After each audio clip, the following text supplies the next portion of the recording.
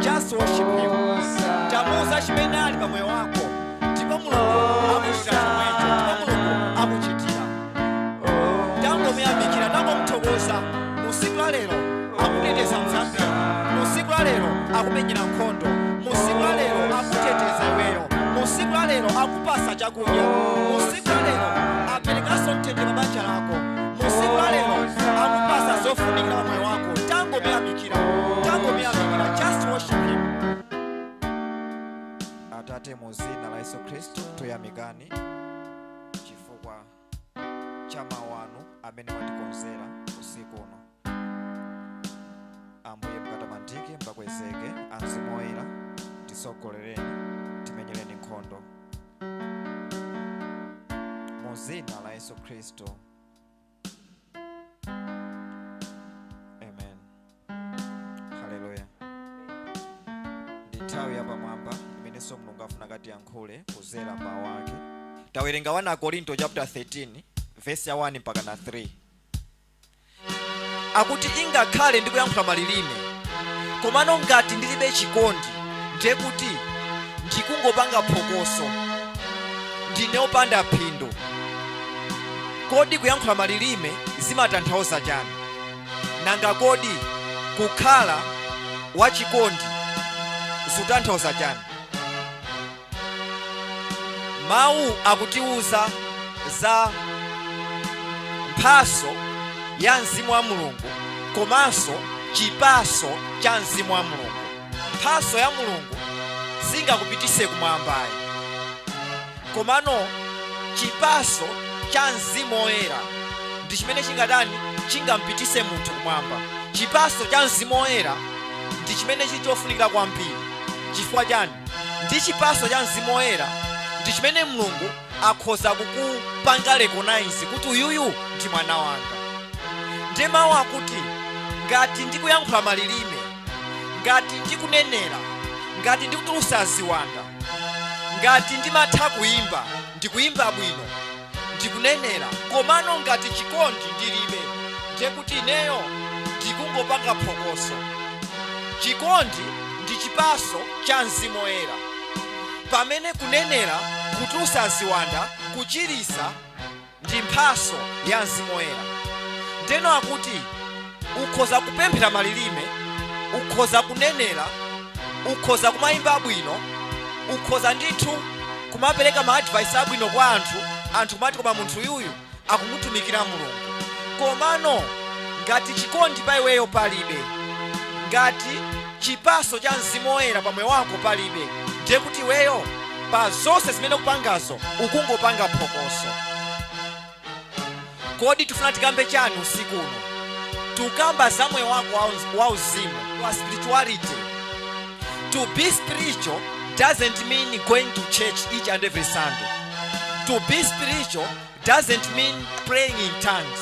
To be spiritual doesn't mean prophesying. Kapena to be spiritual doesn't mean healing the sick or doing the miraculous. Komano iweyo uli mu uzimu, kapena ndiwe wa uzimu ngati ukuonesa chipaso cha Mzimu Woyera. Chipaso cha Mzimu Woyera ndiye khalidwe la Ambuye Yesu. Akuti ngati ukunenera, ngati upemphera malilime, olokaya kuimba bwino, komano ngati chipaso cha Mzimu Woyera ulibe, ndiye kuti weyo ukungopanga phokoso. Tiyenera kusiyanisa chipaso cha Mzimu Woyera ndi mphaso za Mzimu Woyera. Choyamba chimene chiyenera kuti chipange manifest pa moyo wako ndi chipaso cha Mzimu Woyera. Chipaso cha Mzimu Woyera chimachokera kwa Mzimu Woyera umene uli mkati mwako. Ngati weyo watembenuka mtima, uli ndi Mzimu Woyera mkati mwako, the indwelling Holy Spirit. Mzimu Woyera uja uli mkati mwako, umayamba utani, umabala zipaso. Zipasozo ndi khalidwe la Ambuye Yesu. Kodi zipasozo tikhoza kuzipeza pati? Tikamawerenga kwa Galatiya chapter 5 verse 22, akuti chipaso cha Mzimu Woyera ndicho chikondi, kupirira, zokwana 9. Ndeno mawu athu ku Korinto oyamba chapter 13 akuti ngati iweyo ukupemphera malilime komano ulibe chikondi, ndiye kuti ukungotaya nthawi. Zosonyeza chani? Zosonyeza kuti chikondi ndiye chofunikira kwambiri kuposa kupemphera malilime. Chikondi ndiye chofunikira kwambiri kuposa kupereka. Ena mwa ife timatha kupereka kwa zathu, komano tikapereka kenaka timapita kuseri kumakanyoza, kumakati taonani dress lijana apasa ndineyo, taonani chakudya pano pachija ndapereka ndineyo. Akuti ngati zomwe wapereka kenaka noyamba kulengeza kwa anthu, ndiye kuti pamenepo ulibe chikondi. Ngakhale uli ndi mphaso yopereka, koma ngati chikondi chija palibe pa moyo wako, ndiye kuti weyo ukungopanga phokoso mukupereka kwako.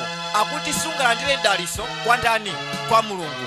Tikamawerenga mawu akuti dzanja lamanja likamapereka, akuti dzanja lakumanzere lisaziwe chimene dzanja lakumanja likutani likuchita.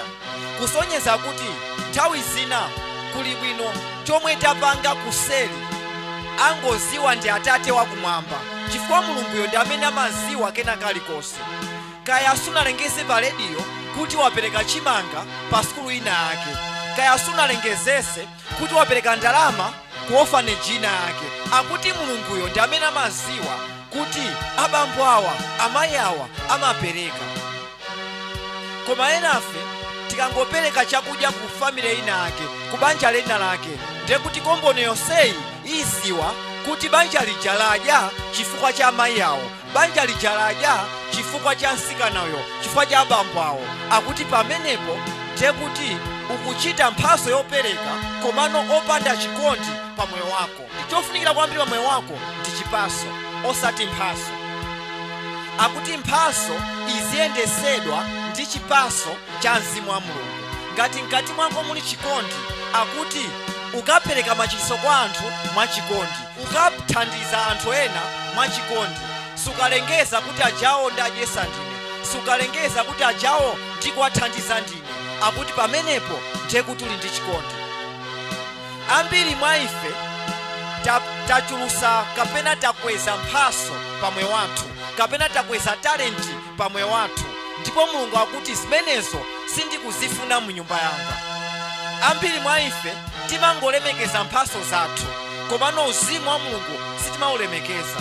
Timangolemekeza mphaso, matalenti, komano your spirituality is not there. Kukhala spiritual sizimatanthauza kuti you are able to sing worship songs kapena umatha kuimba nyimbo, hayi. Koma Mulungu akuti iwo amene ndikufuna ineyo si amene amatha kuimba, hayi, koma amene amatha kuchita mawu. Haleluya. Tamfunsa neighbor wako kuti kodi iweyo chimene umatha kwambiri ndi chani? Kuchita mawu kapena kuimba? Kuchita mawu kapena kutulusa ziwanda, kapena kunenera, kapena kupemphera malilime? Kodi chimene chakhazika kwambiri pamoyo wako ndi chani? Mawu akuti tikakhazikike kwambiri mu zipaso za Mzimu Woyera osati mu mphaso. Ambiri mwa ife olukapena matchalichi ambiri takwezeka kwambiri matalenti athu. Iwo amene amatha kuimba ndi amene amapasika mpata kuti azimba, koma akuimba opanda chani? Akuimba opanda uzimu wa Mulungu, akuimba opanda khalidwe la Ambuye Yesu, akuimba opanda chikondi cha Ambuye Yesu. Akuti mayimbidwe amene ajawo ndi phokoso chabe.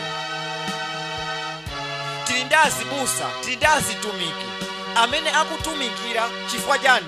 Akutumikira chifukwa cha mphaso imene ali nayo, akutumikira chifukwa cha mawu abwino amene ali nawo, akulalikira chifukwa cha mphaso ya mawu abwino amene Mulungu anapasa. Koma kodi mawu aja akupita mwa mtundu wanji kwa anthu?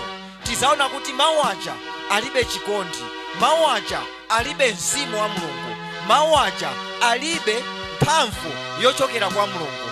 Mphamvu yochokera kwa Mulungu imabwera ndi Ambuye Yesu, kapena mphamvu ya Mulungu imabwera ndi chipaso cha Mzimu wa Mulungu, osati mphaso za Mzimu wa Mulungu. Akuti pamene pali chikondi pabwera chani?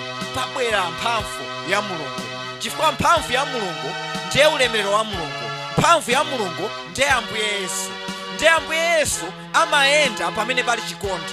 Ambuye Yesu amafikira pamene pali iwo. Pamene pali Ambuye Yesu pali chipaso cha Mzimu wa Mulungu, pali khalidwe la Ambuye Yesu, pali khalidwe la Mzimu Woyera. Ingakhale anthu azimva ndithu kuti koma abusawa akulalikira, abusawa amatha kuphunzitsa, komano ngati mbusawe kapena mtumiki wa Mulunguwe sumachita mawu aja, ndiye kuti limene lija ndi phokoso chabe. Akuti kulalikira bwino kuja, kuphunzitsa bwino kuja, akuti kopanda Mzimu wa Mulungu kapena kopanda mphamvu ya Mulungu, akuti ndi kwa chabe. Ndeno mphamvu ya Mulungu imabwera ndi chipaso cha Mzimu wa Mulungu, zimabwera ndi Ambuye Yesu mkati mwako.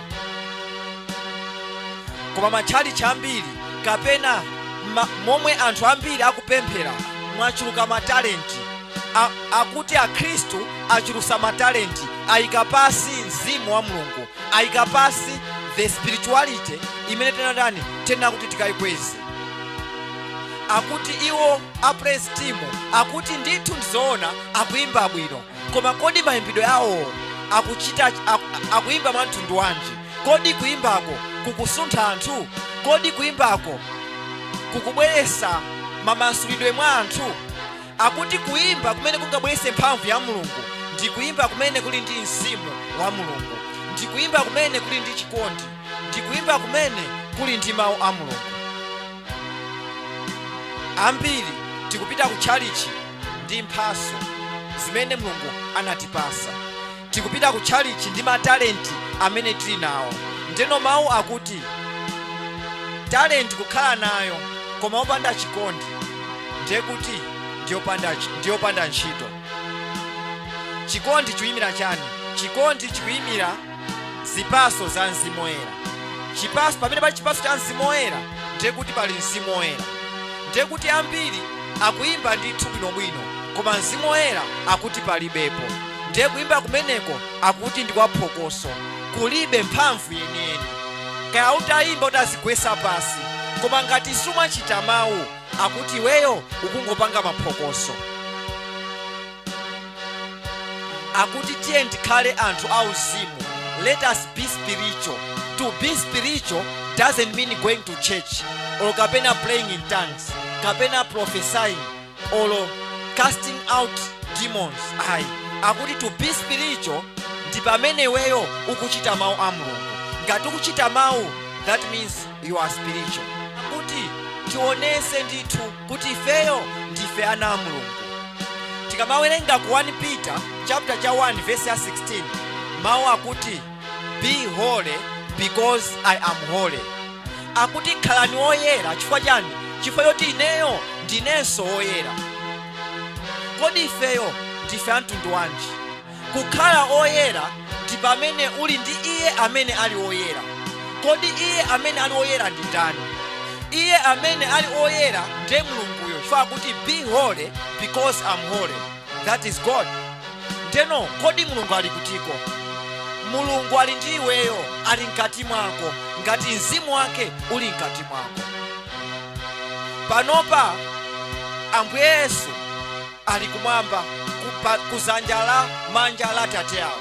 Mulungu ali kumwamba, komano Mulungu ali pakati pathu, ali mwa ife. Chifukwa chani?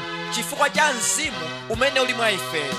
Ndeno mawu akamati be holy because I am holy, zutanthauza kuti tikhale ndithu ndi mzimu wa Mulungu mkati mwathu, chifukwa ndi mzimu wa Mulungu umene uli oyera. Ndeno ngati akhale oyera ndi pamene mzimu wa Mulunguyo uli mkati mwathu. Ndeno ndi ndani amene ali oyera mtima? Ndi ndani amene ali ndi mzimu wa Mulungu mkati mwake? Akuti uli ndi mzimu wa Mulungu mkati mwako ngati ukuchita mawu a Mulungu. Ngati ukumva mawu a Mulungu, ukuwerenga mawu ndipo kwafesesa nachita mawuwo, akuti ukhala munthu oyera mtima. Chifukwa chani? Akuti mzimu wa Mulungu umasatira pamene pali kuchitika mawu ake. Kumbukira kuti mawu a Mulunguwa, Baibulo linalembedwa ndi mzimu wa Mulungu. Ndeno ukamapanga chimene mzimu wa Mulungu unalemba, kapena chimene mzimu wa Mulungu kuyankhula, akuti mzimu wa Mulungu umayamba kukulondola, umakhala nzake. Chifukwa chani? Ukupanga zimene mzimu wa Mulungu akuyankhula. Akuti khalani oyera mtima, khalani oyera. Chifukwa chani? Ineyonso ndine oyera.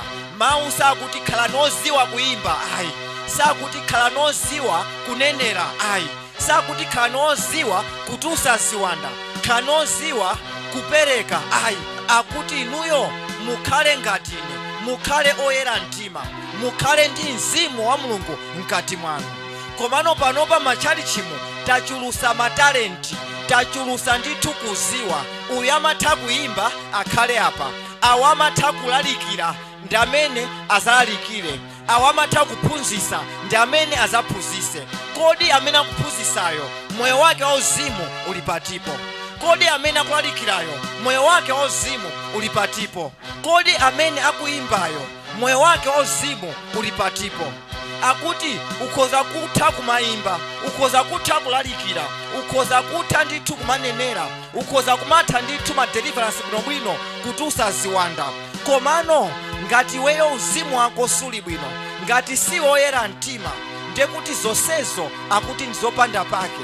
Akuti zonsezo ukungotapo nthawi chabe. Akuti tisasakesake kuziwa, kapena tisasakesake matalenti. Ine ndifuna ndizimba bwino, ine ndifuna ndizinenera, ine ndifuna ndizitha kupemphera malilime, ine ndifuna ndizitha kuchilisa anthu odwala. Akuti tisalimbane ndi zimenezo, koma akuti tisakesake kuyera mtima. Mawu akuti be holy because I am holy. Khalani oyera mtima chifukwa ineyo ndine oyera mtima. Mulungu akufuna agwirise ntchito amene ali oyera mtima. Tikamawerenga ku Ezekiel chapter 22 verse 30, mawu akuti ndikusakasaka munthu woti atani aime pa chipata ku mtundu wanga, ndekuti mulungu aona vuto muderali, aona vuto pa banja lako, aona vuto mudera 25C, aona vuto mu mzinda wa Lilongwe, aona vuto m'Malawi, aona vuto pa banja lako, aona vuto pa skulu yako, aona vuto pa business yako, aona vuto pa ntchito yako. Ndipo akuti ndikufunafuna munthu mmozi oti aime pa chipatapo, aime pa gapulo, aime pa vutolo, kuti vutolo lithe. Ndipo mawu akuti ndasakasaka munthu ameneyo sindikumpeza yayi. Chifukwa chani? Sikuti anthu kulibe ayi, sikuti anthu mulibe mtchalichi ayi, sikuti anthu mulibe pa banja la kwanu ayi, anthu alipo ambirimbiri. Sikuti anthu palibe pa business yako ayi, alipo ambirimbiri. Sikuti anthu palibe pa skulu yako, alipo ndi ambirimbiri. Koma anthu amene mulungu akupeza akuti ndi okhaokha amene ali ndi matalenti, okhaokha amene akuzitenga kuti ifeyo timatha kuimba, amene akuzitenga kuti ifeyo timatha ndithu kulalikira, timatha kuphunzitsa. Koma mulungu akuti ineyo sindikufuna amene amatha. Haleluya. Akuti ndikufuna amene ali ngati ineyo, amene ali ndi mzimu wa mulungu mkati mwawo. Haleluya. Panali nthawi imene mulungu anamtuma prophet Samuel akuti sopano ndikufuna ndizoze mtumiki wanga mu nyumba ya Jese. Nyamula mafuta upite ku nyumba ya Jese ukandizozere mtumiki wanga. Akuti Samuel atafika pa nyumba ya Jese anapeza ana a Jese ambirimbiri ataunjikana, ndipo ataona iye amene anali wamkulu ooneka bwino. Akuti amshuwa mulungu akufuna kuti nditani ndizoze ameneyi. Ndipo akuti amafuna amuzoze wina uja. Mulungu anamuza akuti mtumiki wanga palibe apapa, si ameneyo amene ndamusankha ineyo. Akuti zomwe mmene ineyo ndimaonera si mmene anthu apaziko lapasi mmaonera. Ameneyo sinasankhayi, dikirani amene ineyo ndatani ndasankha.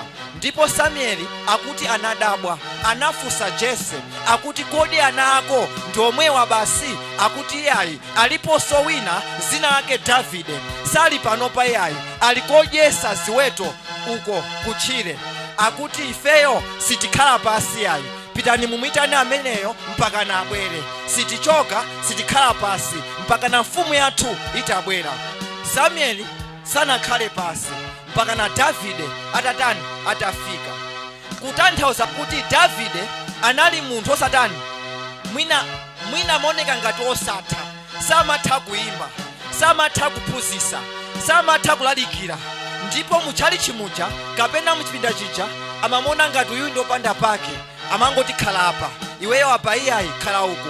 Amafuna anthu amene amatani amatha. Koma mulungu samafuna zimenezo. Haleluya.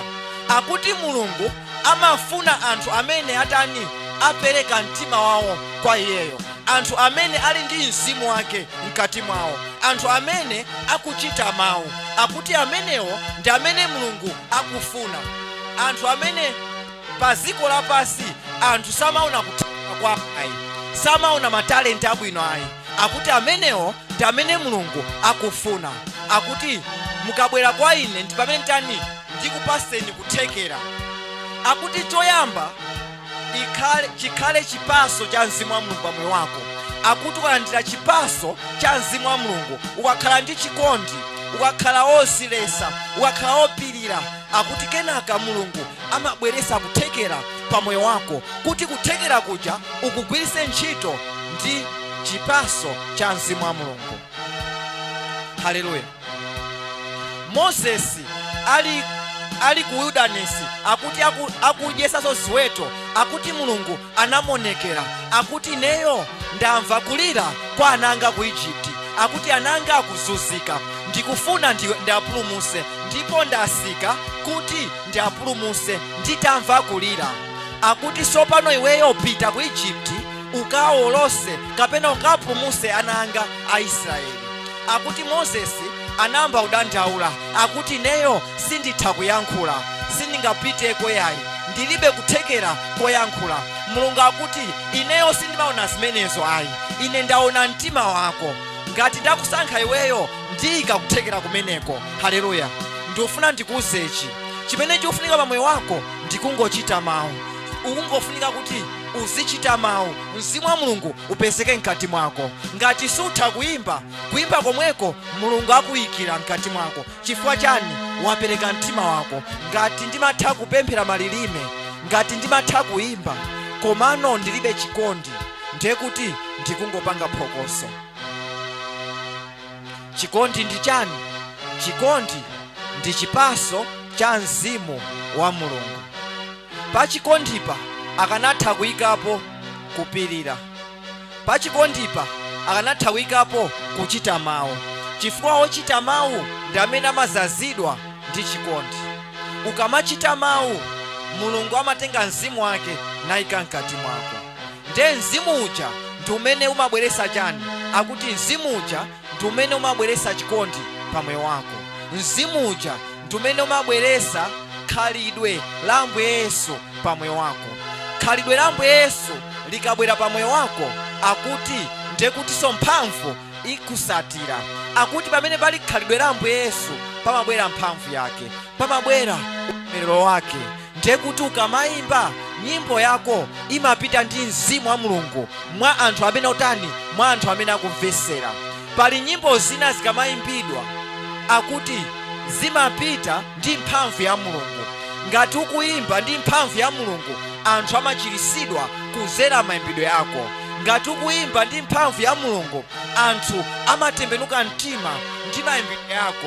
Ngati ukuyimba ndi mphamvu ya Mzimu wa Mulungu, akuti anthu amamasulidwa ndi chani? Akuti anthu amamasulidwa ni mayimbidwe yako. Komano ngati mphamvu ya Mulungu palibe pakati pako, ngati Mzimu wa Mulungu suli mkati mwako, akuti oloyimbe, ololalikire, olophunzitse. Akuti kuphunzitsa kuja, kulalikira kuja, mayimbidwe aja akuti ndi maphokoso chabe. Ngakhale anthu azimva kuti koma msikana uyu akuyimba bwino, mnyamata uyu akuyimba bwino, abambo awa akuyimba bwino, komano ngati mayimbidwe ajawo sakupita ndi mphamvu ya Mzimu wa Mulungu, ndiye kuti ndi phokoso chabe. Mphamvu imasatira khalidwe la Ambuye Yesu. Khalidwe la Ambuye Yesu ndicho chikondi.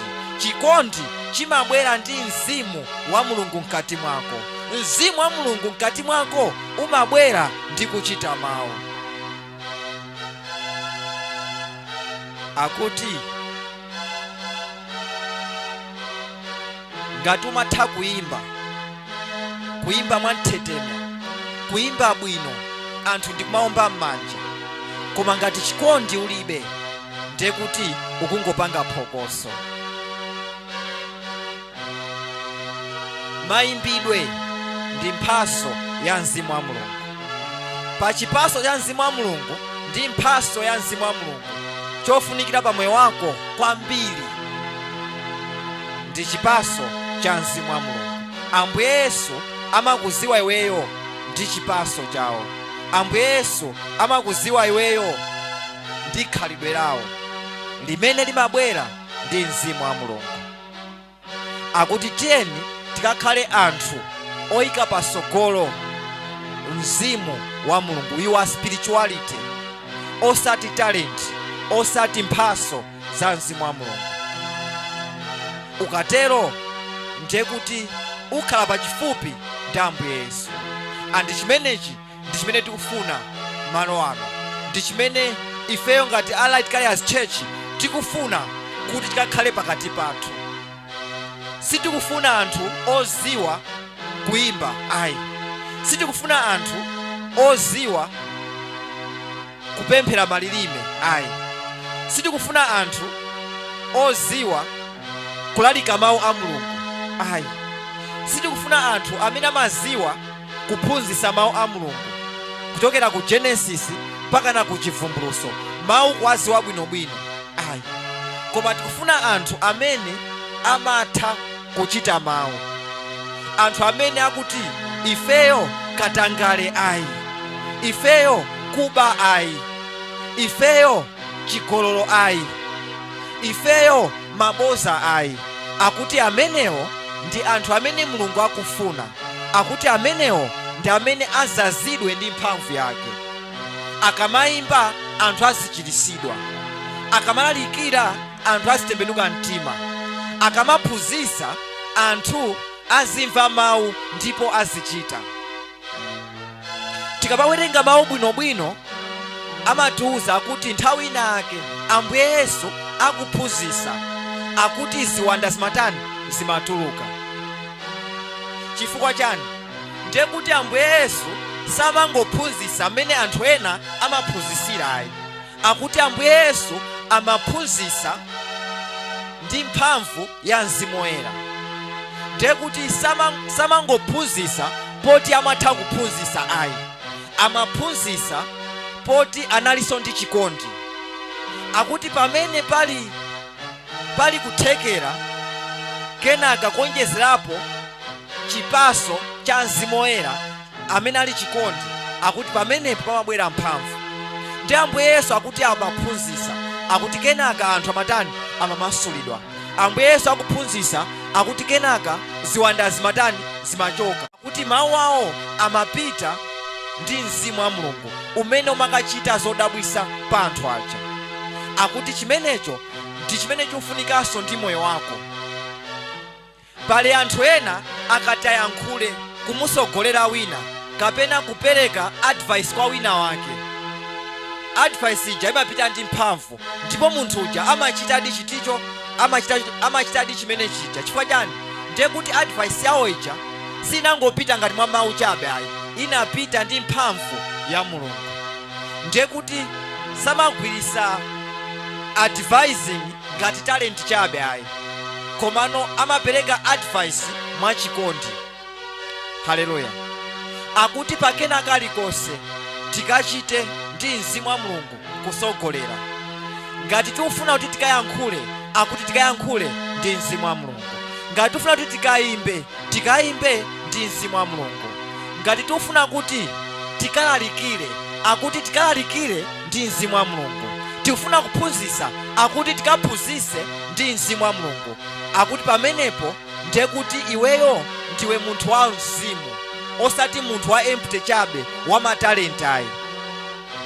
Ngati m'busa akuphunzitsa bwino anthu ndikumamva, koma iyeyo samachita mawu, koma iyeyo alibe Mzimu wa Mulungu, ndiye kuti m'busa uja akuti ali ngati a motivation talker chabe, akungowapanga anthu motivate. Akuti abusa achoncho ndi ambirimbiri achuluka. Ndi chifukwa chake olotikamve mawu awo akuti anthu samasinthayi. Sunday inaliyonse amakamvesera mawu. Sunday inaliyonse ali mchalichi. Sunday inaliyonse akumasulidwa. Koma Sunday inayonso akukamasulidwanso, kusonyeza kuti anthu samasinthayi. Ngati Sunday ino watulusidwa chiwanda cha uhule, Sunday inayonso ukutulusidwa chiwanda cha uhule, ndiye kuti kusintha palibe. Sikuti vuto mwina ndiweyo, mwina nkutheka mawu aja akulalikidwa aja akungobwera mawu chabe opanda mphamvu ya Mzimu Woyera. Haleluya. Baibulo limatchedwa Holy Bible chifukwa chani? Akuti pamene mawu aja aphatikizana ndi Mzimu wa Mulungu. Koma iye amene akuphunzitsa mawu aja ngati Mzimu wa Mulungu palibe, ndiye kuti akuwerenga ngati newspaper kwa anthu.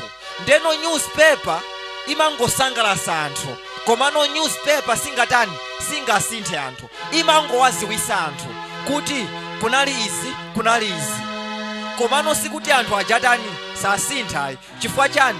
Akuti mawu aja akupita pa dziko lapansi. Ndi zimene zachuluka m'matchalichimo. Ndipo usiku wa lero Ambuye Yesu Mulungu akuti ndikufuna anthu amene ali spiritual, ndikufuna anthu amene ali ndi khalidwe la ndani la Ambuye Yesu, ali ndi chipaso cha Mzimu wa Mulungu, osati mphaso, chifukwa mphaso sikautengera kumwamba. Akuti be spiritual, ukhale munthu ochita mawu a Mulungu. Akuti ukamayimba ukayimbe ndi Mzimu wa Mulungu, ukamaphunzitsa ukaphunzitse ndi Mzimu wa Mulungu. Chomwe ukuyankhula Mzimu wa Mulungu uzipita nakamakwaniritsa chimenecho. Akuti Mzimu wa Mulungu mkati mwako uzipita nakapanga zimenezo. Ukamati Ambuye Yesu ndi wamphamvu, Mulungu ndi wamphamvu, akuti mawu ako aja kungonena kuti mulungu ndi wamphamvu, akuti mzimu wa mulungu uzichoka mkati mwako nakapereka mphamvu mwa anthu aja. Ndiye kuti pamenepo akuti weyo you are spiritual. We have to be spiritual and not be talented. Akuti choyamba ifeyo tikhale anthu auzimu, akuti matalenti azibwera pambuyo.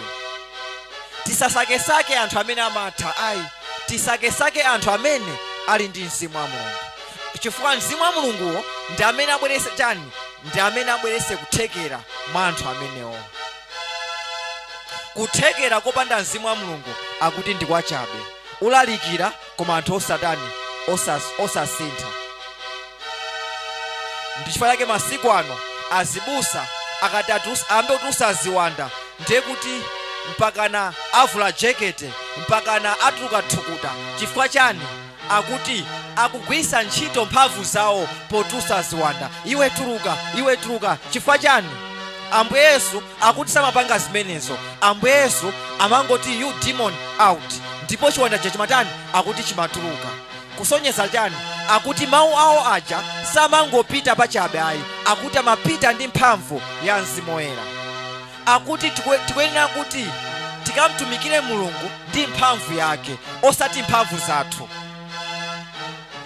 Sindikuyenera kuti tikakhale ndi mphamvu zakuthupi kuti anthu akamasulidwe. Sindikuyenera kuti tikakhale ndi mphamvu zakuthupi kuti anthu akalandire machiritso, kuti mpaka na muthali chimuja ndikatuluke thukuta kuti anthu achiritsidwe. Ena timaona ngati tikamayankhula kwambiri kuti tuluka chiwanda iwe, ndiye kuti pamene zitani ziyende. Hayi, akuti Ambuye Yesu amangoti tuluka, chiwanda chimatani chimachoka. Ndiye kuti mawu awo aja amapita ndi mphamvu ina yake, samangopita pachabe ayi. Chimenecho ndi chimene chusoweka panopa. Akuti mamasulidwe akutenga nthawi yayitali matchalichi, mamasulidwe akutenga nthawi yayitali mu mipingo yathu. Chifukwa chani? Akuti tataya our spirituality. We are not spiritual. Tikungofuna talent. Ndiye Mulungu akuti kodi ufuna mphaso, ndikupasa mphaso, koma mphaso imeneyi ikupangisa kuti ukhale kapolo. Chifukwa tani? Wafuna mphaso wanditaya ineyo. Akuti pamene pali mphaso opanda Ambuye Yesu pamabwera chani? Pamabwera ukapolo. Akuti umatopa ndi kuti usaziwanda, umatopa ndi kuyankhulisana ndi ziwanda, umatopa ndi kumangoyankhula chinthu chimozimozi, tuluka, ziwanda osatani osatuluka, mpaka nokalalikire kayi kambirimbiri pamene chiwanda chimatani chimachoka. Chifukwa chani? Akuti tayika pasogolo mphaso kapena matalenti athu opanda our spirituality. Tamusiya Ambuye Yesu pambali, tasiya Mzimu wa Mulungu pambali, tasiya mphamvu yeniyeni umene uli ulemerero wa Mulungu pambali. Ndichifukwa chake zathu sizikuyenda, zathu sizipita chisogolo.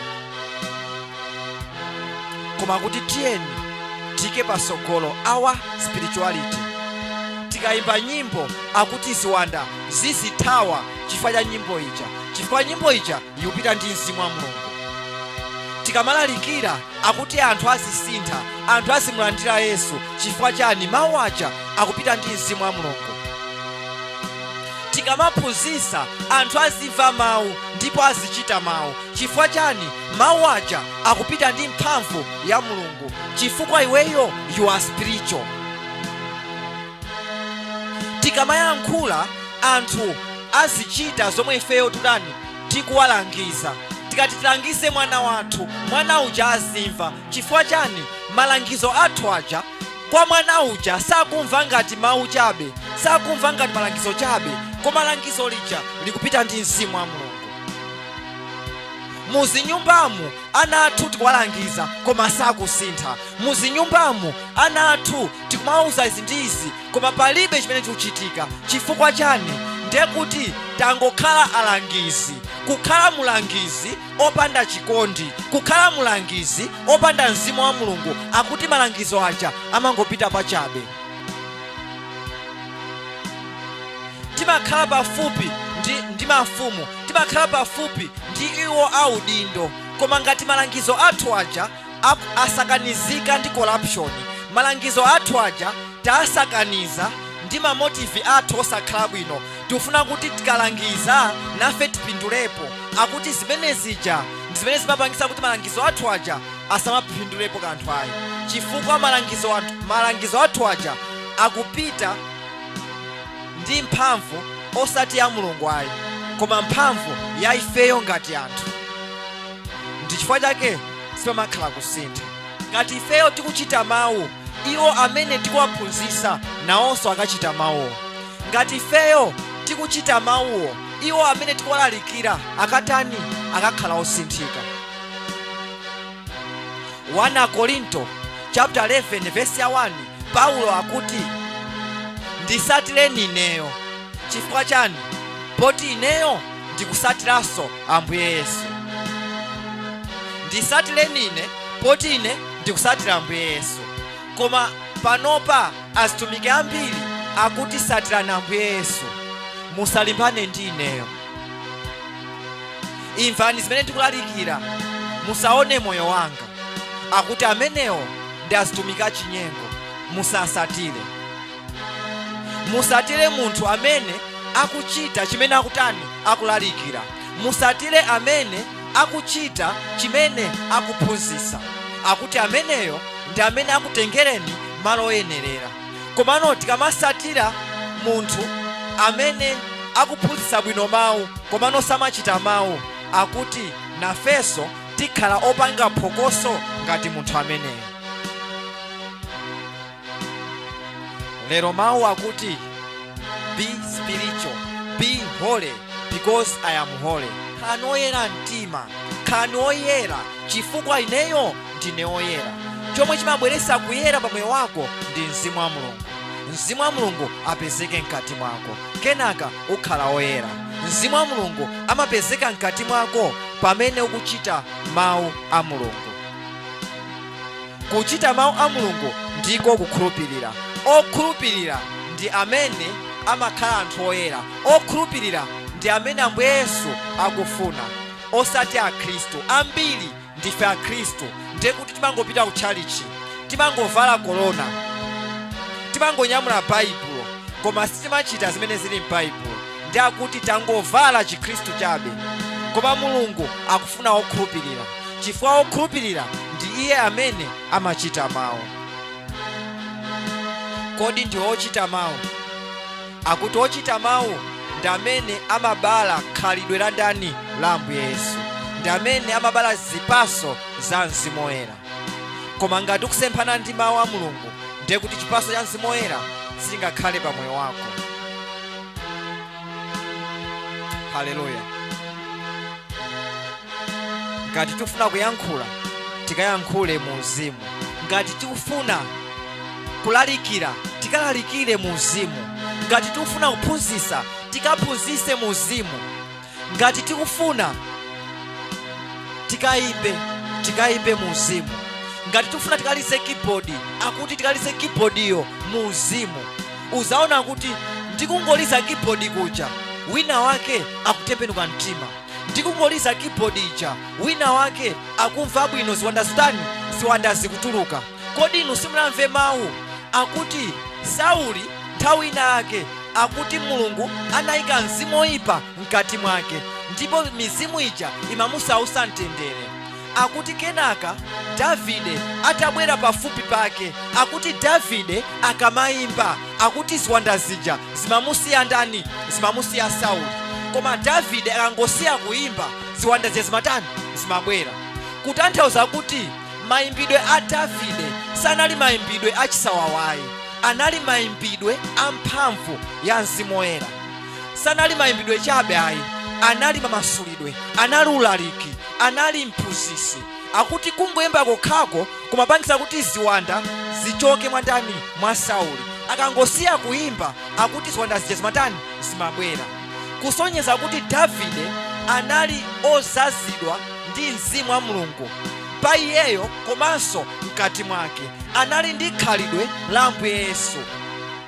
Ndiye kuti nawenso ukakhala ndi Mzimu wa Mulungu mkati mwako, ndiye kuti uzayimba, ziwanda zizachoka. Koma ngati ukumuyimbira Mulungu komano maboza sunasiye. Ukumuimbira Mulungu katangale sunasiye. Ukumuimbira Mulungu chigololo sunasiyebe. Ukumuimbira Mulungu mawu sukumachita. Akuti pamenepo maimbidwe ako aja amangokhala phokoso, palibe chimene chimatani chimasinthika. Akuti umangotaya nthawi pachabe. Koma akuti tiyeni tikakhale anthu ochita mawu a Mulungu. Liwu lililonse likachoke pa moyo wako, pakamwa lako, akuti likapita ndi mphamvu, likasintha china chake. Haleluya. Ndifuna kuti pamene ulipo ungoyimirira ndipo kanoti Ambuye,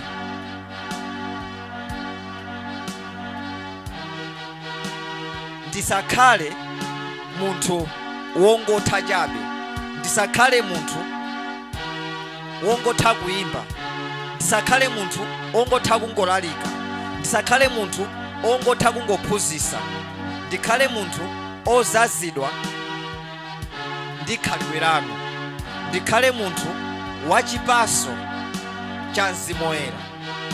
Ndeno sindingakhale ndi chipaso cha Mzimu Woyera opanda mzimu wanu. Ambuye, zalani mzimu wanu mkati mwanga. Make me spiritual. Ndamva mawu anu kuti inuyo ndinu oyera, nanenso ndikakhale oyera. Ambuye, ikani kuyera mtima mwa ineyo, ikani zabwino mwa ineyo, chosani khalidwe losakhala bwino, chosani mzimu oyipa mu mtima mwanga, zalanimo mzimu wanu mkati mwanga. Ambuye, ndiloleni ndikakutumikireni monga mmene inuyo mukufunira. Tabwela a Yesu, tabwela Yehova, tabwela Ndiana nga ofuta, tabwela a Yesu, tabwela Yehova, tabwela Ndiana nga ofuta, tabwela Yehova, tabwela a Yesu, tabwela Ndiana nga, tabwela a Yesu, tabwela a Yesu, tabwela ndichito yanga, tabwela a Yesu, tabwela Yehova, tabwela ndichito yanga yofuta, tabwela Yehova, tabwela a Yesu, tabwela ndichito yanga yofuta, tabwela a Yesu, tabwela zona ndichito yanga, tabwela a Yesu, tabwela Yehova, tabwela ndi moyo wanga, tabwela Yehova, tabwela a Yesu, tabwela ndi moyo wanga opelewela, tabwela a Yesu, tabwela Yehova, tabwela ndi moyo wanga ofutikila, tabwela Yehova, tabwela a Yesu, tabwela ndi moyo wanga opelewela, tabwela a Yesu. Yesu ntabwela, Yehova ntabwela, ndi moyo wanga. Moyo wako sukhala chimozimozi mu dzina la Yesu Kristo. Moyo wako ukhala usinthika, ukhala udabwisika mu dzina la Yesu Kristo. Thank you, Father. Thank you, Jesus. Thank you, Holy Spirit.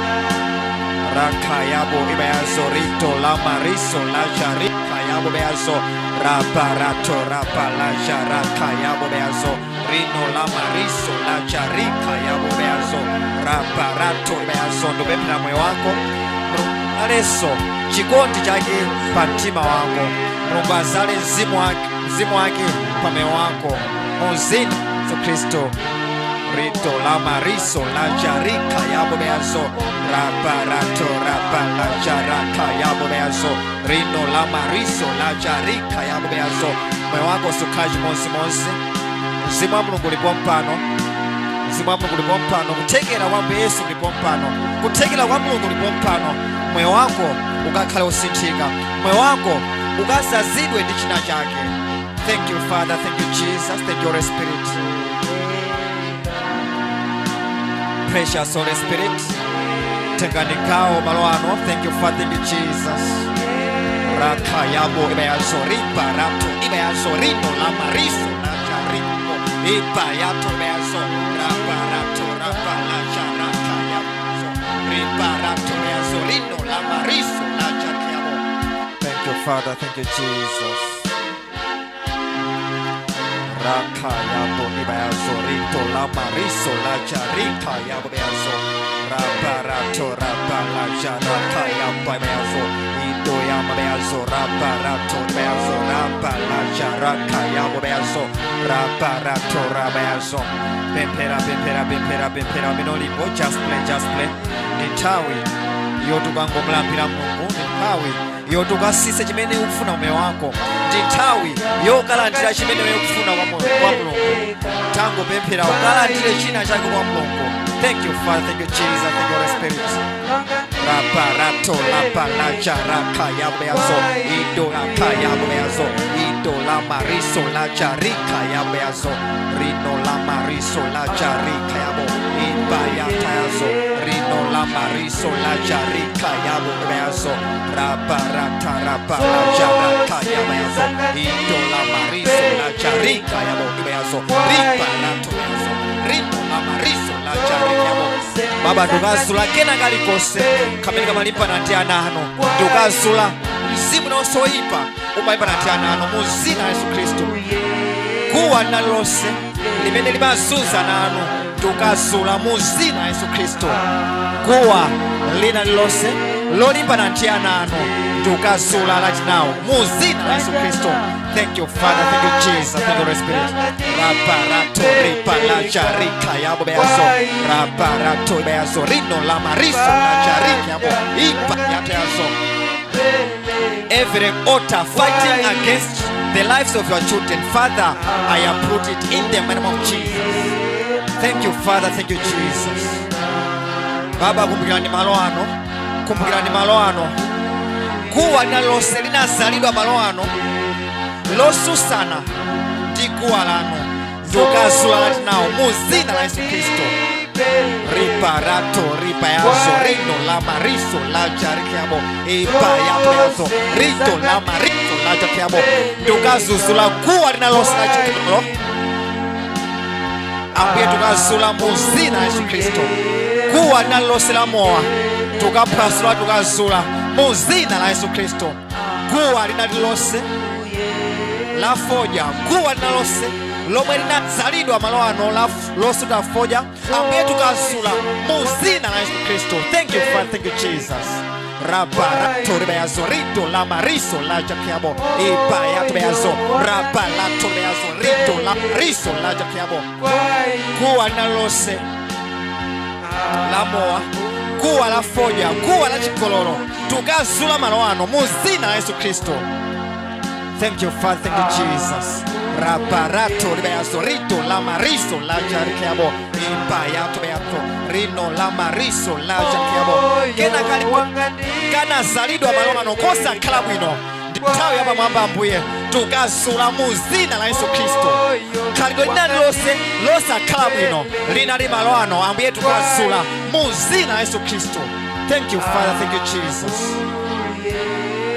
Munamuza Ambuye, munamuza Gideon kuti balikuwa abambo ako lomwe linamangidwa mosokozedwa mwapa, akuti guwa limenelo likususana ndi mawu anga, likususana ndi chimene ndili, akuti guwa limenelo lizule guwa lina lonse malo ano lomwe linamangidwa ndipo likususana ndi mawu a Mulungu, likususana ndi mphamvu ya Mulungu, guwa losuta fodya, guwa lolezera, guwa la chikololo linamangidwa, linazalidwa malo ano. Right now be uprooted in the name of Jesus. Raparato ibayazo rito la maris la jakeamo yapa yato ibayazo rapa la jaraka yabo ibayazo riparato ripa la jarika yabo ibayazo. Thank you Father, thank you Jesus. Lies, oh Lord, lies, oh Lord, lies, oh Lord. Thank you Father, thank you Jesus. Only you can do it, Father, in the name of Jesus. Lies for your people, lies for area 25C, lies for this place, lies for this area. Let your people know you, let your people do your way, let your people walk in your path, in the name of Jesus. Raparato ibayazo rito la mariso la jakeabo ibayato ibayazo rino la mariso la jakeabo. Every dark cloud, every witchcraft activity, I rebuke you in the name of Jesus. You spirit of witchcraft, I rebuke you in the name of Jesus. You spirit of adultery, I rebuke you in the name of Jesus. Leave this place once and for all in the name of Jesus. Thank you Father, thank you Jesus. Ambuye akuti my house shall be a house of prayer. Thank you Lord. Akuti nyumba yanga maisa ndusa ya malonda, nyumba yanga maisa ndusa ya malonda. Akuti nyumba yanga ni nyumba ya mapempero. Right now I decree and declare that this place shall be a place of prayer. This place, this house shall be the house of God. Malonda ose okasekedwa mnyumba ino muzina la Yesu Kristo.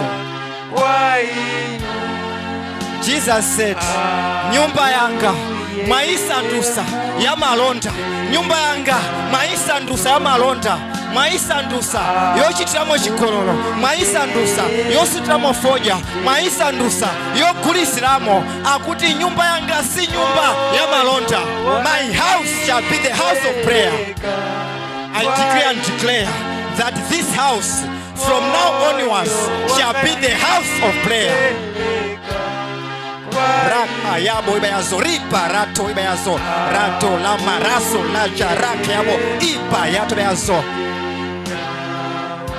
You spirit of witchcraft, I decree and declare that this house shall be the house of prayer, and not the house of business, and not the house of adultery, and not the house. Thank you, Father. Thank you, Jesus. La parato ibayazo ripa lato ibayazo lito la mariso la jarika yabo. Ambesa kudantaula, ambesa kudantaula. Kodi simaziwa kuti nyumba yanga ndi nyumba mapempero, koma nyumba yanga maisa ndusa ya malonda, nyumba yanga maisa ndusa yokulisiramo chamba, nyumba yanga maisa ndusa yomango chezeramo. Ndofuna ndikuse ichi ati moyo wako iweyo umapanga zakuba, moyo wako ngati umapanga njira zosachita mawu, njira za chikololo, njira zakatangale, ngati sumachita mawu, ndiye kuti muthupi lakomo ukuchitiramo malonda, ndiye kuti thupi lakolo ndi thupi la malonda. Ndipo Ambuye Yesu akukaniza akuti kodi sukuziwa kuti thupi lako ndikachisi Mulungu. Paulo anatiphunzitsa akuti Khristu wina aliyense thupi lake ndikachisi wa Mulungu. Chifukwa chani? Akuti chifukwa cha Mzimu umene uli mkati mwako.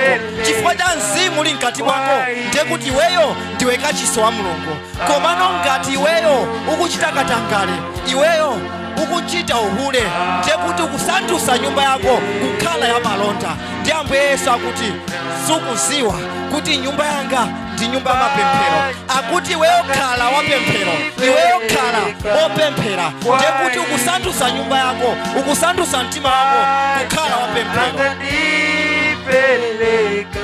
Ukangolola moyo wako kugwisidwa ndi Satana, ndiye kuti wasandutsa mtima wako kukhala mtima wa malonda osati wapemphero. Komano Ambuye akuti, can you turn your body to be the body of prayer? Can you turn your life to be a life of prayer? Pamene Ambuye Yesu akusandutsa nyumba ino kukhala ya mapemphero, akasandutsa moyo wako, akasandutsa mtima wako, ukhale mtima wa pemphero, ukhale mtima ochita mawu a Mulungu, ukhale mtima oyenda zimene Mulungu akufuna. Mu dzina la Yesu Kristo, china chake chikusinthika moyo wako mu dzina la Yesu Kristo. Ndifuna ndikuuze ichi, akuti Yakobo atafika malo ena ake, akuti anakumana ndi mngelo, akuti anamenya nkhondo ndi mngelo, ndipo Yakobo anamuza mngelo akuti sindikusiyani mpaka namutandidalisa, sindikusiyani mpaka namutandidalisa. Ndipo mngelo uja anamudalisa. Akuti Yakobo zina lake linasintha, akuti Mulungu anasintha zina Yakobo ku from Yakobo ndipo anakhala ndani, akuti Israeli. Akuti Yakobo anasanduka Israeli. Ndiye kuti Mulungu ali ndi kuthekera kosintha zina limene lilibe meaning pa moyo wako kukhala ndi zina limene lili ndi tanthauzo. Nkutheka nyumba ino inali yonyozeka, nkutheka nyumba ino inalibe zina, nkutheka nyumba ino inali yotembereredwa. Mulungu akusintha zina nyumba ino panopa, akuti nyumba iyi ndi nyumba ya mapemphero. Haleluya. Kuyambira lero nyumba ino iyamba kutchedwa nyumba ya mapemphero. Akuti zina lake latani lasinthika, si ching'ombe building ijamaiswa ijayi. Akuti this is the house of prayer. Ambuye Yesu akusintha zina leroli, akuti kuyambira lero this shall be a house of prayer. Zikuchitika mu zina la Yesu Kristo. Ufuna ndikuuze ichi, Yakobo ananenesa akuti sindikusiyani mpaka namutandidalisa, sitichoka mnomo mpaka na nyumba ino itadalisika, mnomo situluka moyayi mpaka na nyumba ino itasanduka ndithu, zina litasinthika kukhala nyumba ya mapemphero, kukhala nyumba yodalisika. In the mighty name of Jesus. Raparato ibayazo rino la mariso na charika yabo ya bayato ibayazo ripa la charika yabo beyazo rino la mariso na charika yabo beyazo. Pemphera, pemphera, pemphera. Sisandaliso mchipinda chinochi, sisandaliso mnyumba ino. Lengeza kuti kuyambira lero nyumba inoi yasinthika, zina lake ndi nyumba ya mapemphero, the house of prayer. Ambuye Yesu akunena akuti kodi simukuziwa kuti nyumba yanga ndi nyumba ya mapemphero osati ya malonda? Kodi simukuziwa nyumba yanga ndi nyumba ya mapemphero osati nyumba ya zigololo? I decree and declare that from now onwards this shall be the house of prayer. You evil spirit, you must leave this place. You spirit of adultery, leave this place in the name of Jesus. It is to a place. Every altar that was erected in this place, that if altar, I uproot you in the name of Jesus. You altar of adultery, I uproot you in the name of Jesus. You altar of alcohol, I uproot you in the name of Jesus. You altar of smoking, I uproot you in the name of Jesus. Raparato ibayazo rino la mariso la jarikayabo yaba yato yabayazo ripa la jarika yabo beyazo rino la mariso la jarika yabo beyazo. I decree and declare that everyone who is here shall be turned into an altar of prayer in the name of Jesus. Sungalowe munomo natuka chibonsi bonsi. As this house is changing, you are also changing in the name of Jesus. As the name of this house is changing tonight, you are also changing in the name of Jesus. Mulungu asinthe zina lako mu zina la Yesu Kristo. Mulungu asinthe zina la banja lako, zitonzo zose ndukaphwasula ndukadula mu zina la Yesu Kristo. zitonzo zonse pa banja lako, zitonzo zonse pa business yako, zitonzo zonse pa ntchito yako, ndikukaphwasula ndikukadula muzina. Sungalowe malo ano natulukaso chimozimozi, iweyo kudalisika muzina Yesu Kristo. Nkutega mwina sunakonzeke kudalisika, nkutega mwina chifukwa cha mmene moyo wako ulili unalibe kuthekera koti mwina ukuza kudalisika, koma chifukwa chongopeseka mtunda chinochi Mulungu akudalise muzina Yesu Kristo. Mfumu Solomoni anapemphera akuti wina aliyense olowa muchipinda chinochi, Ambuye muzayankhe pemphero lawo, ndipo Mulungu amayankha pemphero lawo. Nanenso ndikulengeza kuti pemphero limene upemphere munomo Mulungu akuyankha muzina Yesu Kristo. For the sacrifice I have given to the Lord, you are connected to it. You are connected to the sacrifice I have given to the Lord. May the Lord answer your prayer. May the Lord bless you. May the Lord lift you. May the Lord promote you in the mighty name of Jesus.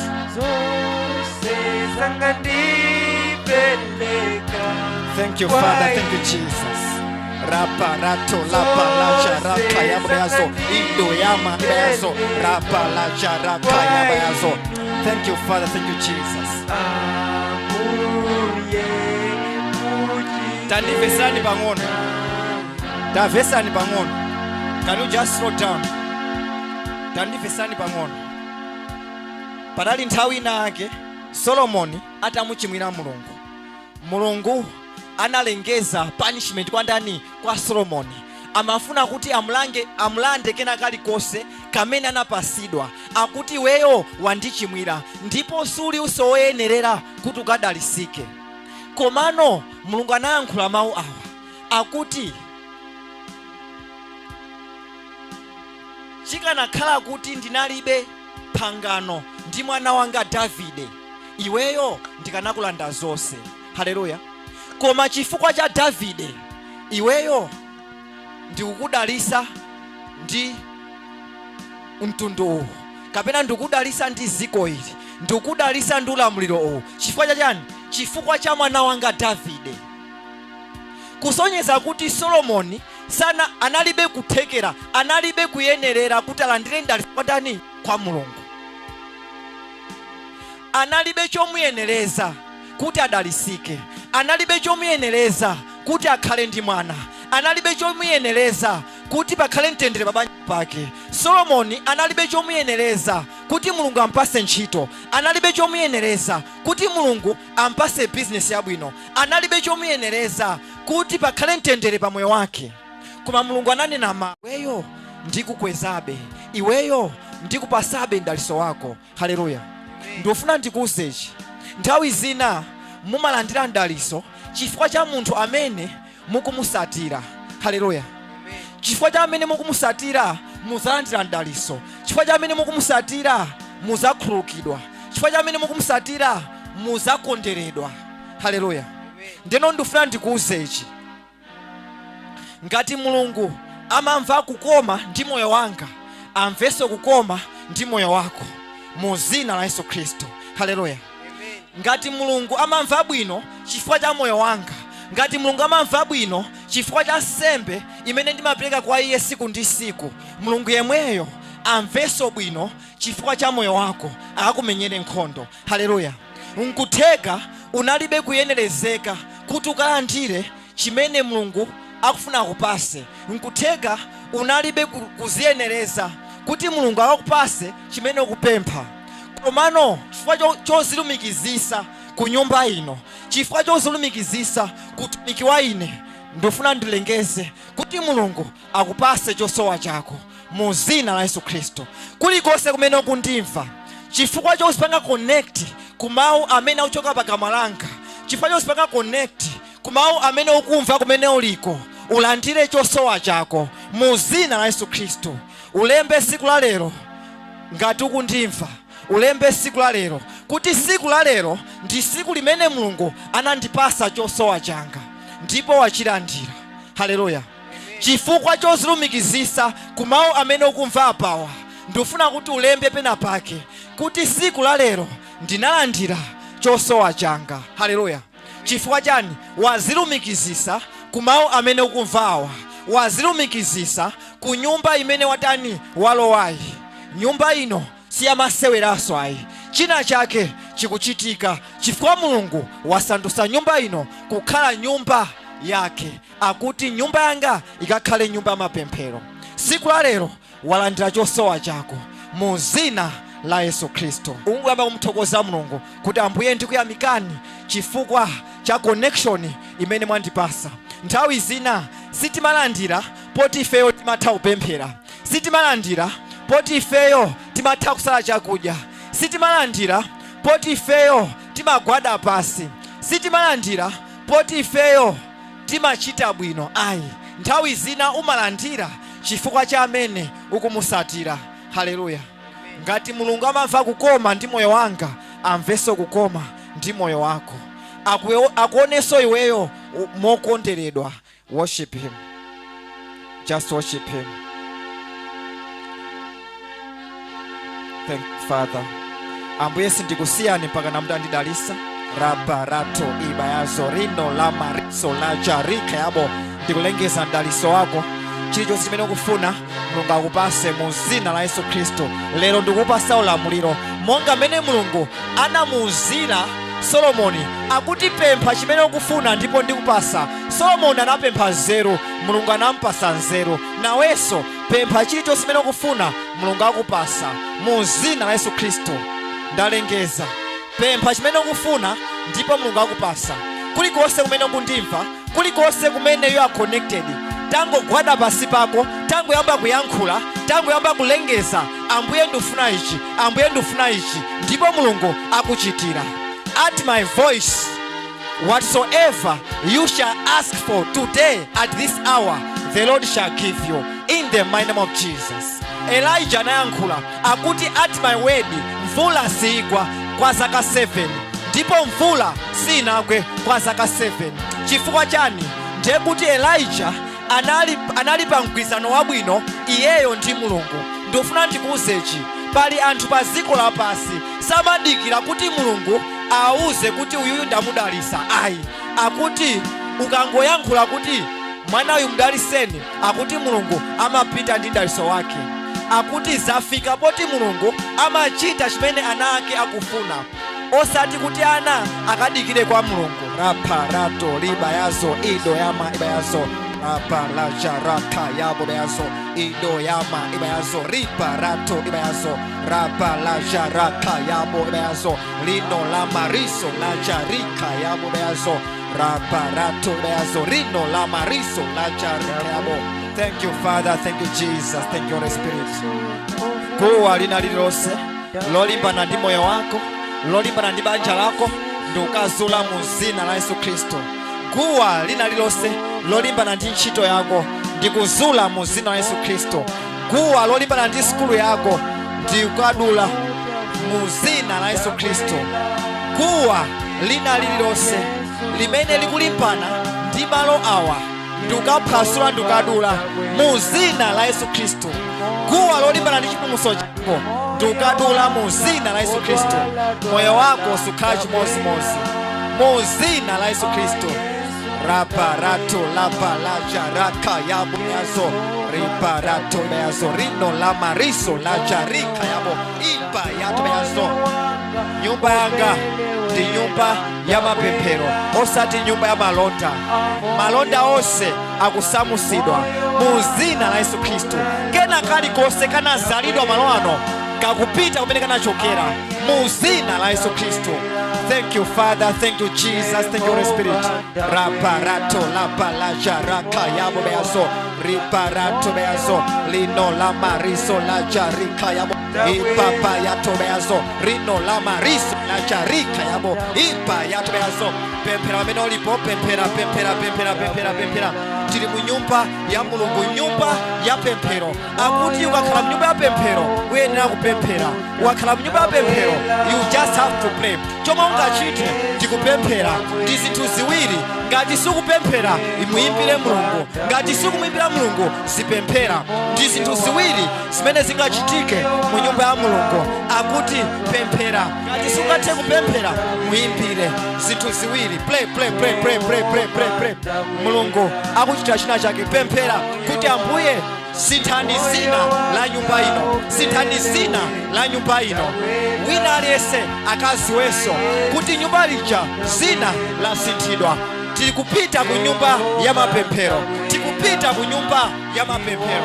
This house shall be called a house of prayer, says the Lord, in the mighty name of Jesus. And as you enter this house, you also, you'll be a heart of prayer, you'll be a temple of prayer, you'll be a house of prayer, because you are the temple of the Lord, because of the Spirit who is in you.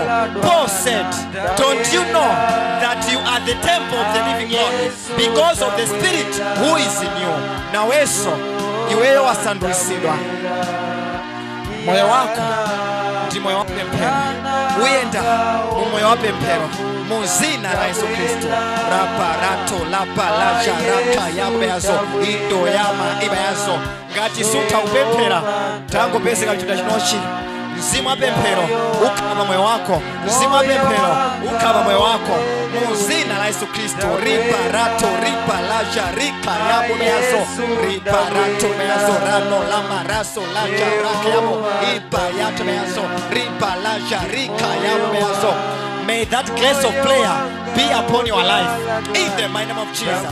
Receive the grace of prayer in the mighty name of Jesus. Wherever you are, receive the grace of prayer in the mighty name of Jesus. Raparato lapa laja raka yabo beazo indo lama riso laja rika yabo. Dijani chimene ufuna wa Mulungu. Landira chisomo cha pemphero moyo wako mu zina la Yesu Kristo. Pamene wakhala uzikhala ndi njala ya pemphero, pamene uli uzikhala ndi njala ya pemphero. Amariso la charke yabo yapa yato beazo ripa la charika. May your name be changed. May your name be changed. Thank you, Father. Thank you, Jesus. Azikati kodi mufuna ndani isika na opemphera uja, isika na opemphera uja, zina lako likusinthika ukakhalaso pemphero. Panopa zina lako ndiweso pemphero, ansika na opemphero, inyamata opemphero uja azikutcha chonchi chifukwa chani chopemphera kwako. Raparato lapa laja raka yabo beazo riparato ibeazo rino lamariso laja rika yabo beazo rapalaja raka yabo beazo rino lamariso laja rika yabo ipa yato beazo laja raka yabo beazo ipa yato beazo ripalaja rika yabo beazo raparato lapa laja raka yabo beazo indo lamariso laja rika yabo ya papa ya toneazo rino la mariso la charika yabo ibeazo. Thank you, Father. Thank you, Jesus. Thank you, Holy Spirit. Rino la mariso la charika yabo beazo ripa la charika yabo beazo. Thank you, Father. Charika yabo beazo parato beazo rato la mariso la charaka yabo beazo ipapa ya beazo ripa la charika yabo beazo rato la mariso la charika ipapa ya beazo ripa la charaka yabo beazo ito la mariso la charika yabo beazo ripa rato beazo ripa la charika ipa ya beazo la maraso la charika yapa ya beazo. Receive the grace of prayer in the name of Jesus. Lando isomo da pempero muzina la Yesu Kristo lipa rato beazo ripa la charika yabo rino la mariso la charika ipa ya beazo ripa la charika beazo rino la mariso la charika. Thank you, Father. Thank you, Jesus. Thank you, Holy Spirit. Every evil spirit associated with this place be removed in the name of Jesus. Be casted out in the name of Jesus.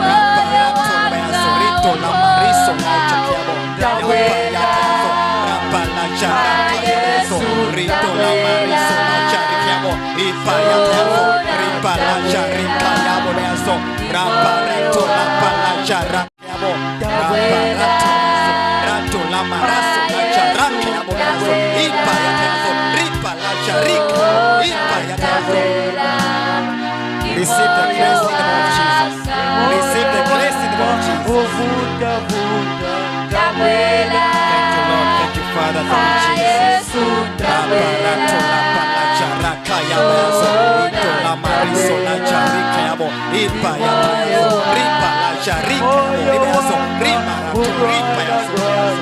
Thank you, Father. Thank you, Jesus. Rato la maraso la charika ipa ya tazo ripa la charika ya bo ipa ya tazo la papa la charaka ya payazo rito la maraso la charika ya bo. Thank you, Father. Thank you, Jesus. Thank